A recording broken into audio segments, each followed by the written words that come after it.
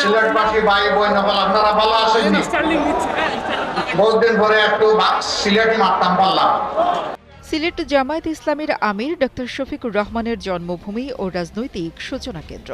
কিন্তু এবার আমিরের জন্মভূমিতেই দলটি অসহায়ের মতো শূন্য হাতে ফিরে গেছে। বিভাগীয় সর্বশেষ জনসভায় জামায়াত আমির সহ শীর্ষ নেতারা সিলেটে বিজয়ের ব্যাপারে আশা ব্যক্ত করলেও ৪ জেলার কোনো আসনে জয়ের মুখ দেখা হয়নি এবং সবশেষ তাদের আশা চূর্ণ হয়েছে। দলীয় নেতাকর্মীরা হতাশ, দীর্ঘ প্রচেষ্টা ও প্রচারণার সব আয়োজন সম্পূর্ণ বৃথা।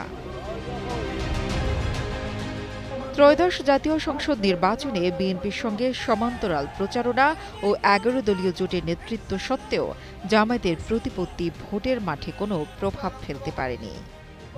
আমিরের জন্মভূমিতেই জয় ছাড়া খালি হাতে ফিরতে হয়েছে দলটির। সিলেট বিভাগের ১৯টি আসনের মধ্যে ১০টিতে তারা নিজস্ব প্রার্থী রেখেছিল, বাকি ৯টিতে জোটের প্রার্থী দিয়েছিল। জামায়াত জোটের ফলাফলে চরম ব্যর্থতার রীতিমতো অবাক হয়েছেন দলের নেতাকর্মীরাও। ১৯টি আসনের মধ্যে সিলেট ৫ আসনে খেলাফত মজলিসের মুফতি আবুল হাসান ছাড়া অন্য কোনো আসনে জয়ের দেখা পায়নি তারা।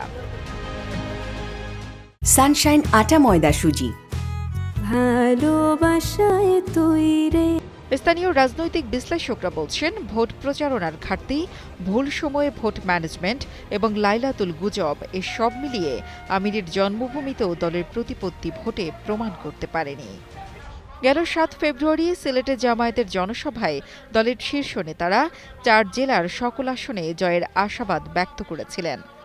জনসভা, সমাবেশ, স্লোগান সবকিছু ছিল বড় বিজয়ের লক্ষ্যে। তবে মাঠের বাস্তবতা ভোটারদের মনোভাবকে বদলে দিয়েছে। সিলেটের ৪ জেলা ও ১৯টি আসনের ভোট বিশ্লেষণ দেখাচ্ছে যে জামায়াতের অনেক প্রার্থী বড় ব্যবধানে হেরেছে। বিভাগীয় রাজনৈতিক বিশ্লেষকরা বলছেন, এটি জামায়াতের দীর্ঘমেয়াদী প্রভাব ও জনপ্রিয়তার একটি গুরুত্বপূর্ণ পরীক্ষা। আমির সহ শীর্ষ নেতাদের জন্মভূমিতে এমন ফলাফল দলের জন্য উদ্বেগের কারণ হতে পারে, কারণ এটি প্রমাণ করে যে ইতিহাস রাজনৈতিক ঐতিহ্য বা নামের প্রতিপত্তি ভোটে স্বয়ংক্রিয় জয় নিশ্চিত করতে পারে না।